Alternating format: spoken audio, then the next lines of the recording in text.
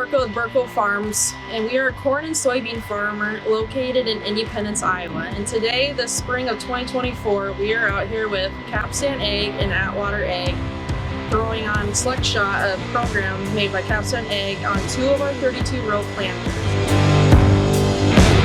We have been using in-furrow the past few years on our corn and soybeans, but it had been a constant dribble.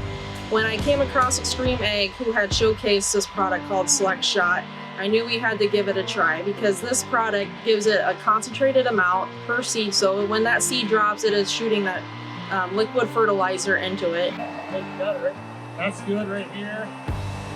That's good right there. Right there, that seed is right in the middle of it. I feel as if we are not your everyday farmer. I am very precise and detailed in everything I do. That's why I picked SelectShot, because I feel like this will give me a higher yield for both my corn and my soybean. As I mentioned before, we have 3 planters, but 2 of the planters are getting installed with SelectShot. So it'll be very interesting to follow this crop of 2024 throughout the year compared to the planter that just gets a normal dribble in the in-furrow. I predict that we should see a yield bump as well with a more condensed fertilizer in-furrow per seed.